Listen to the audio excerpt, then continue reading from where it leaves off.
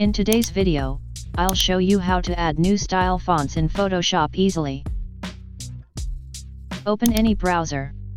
Search for FontSpace fonts. You can search and download your favorite fonts from here.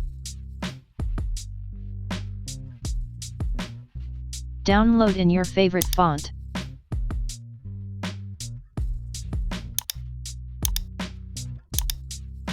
Right-click the file. Click Extract All. You will see the name of your font. Right-click the font file, then click Install. Reopen Photoshop.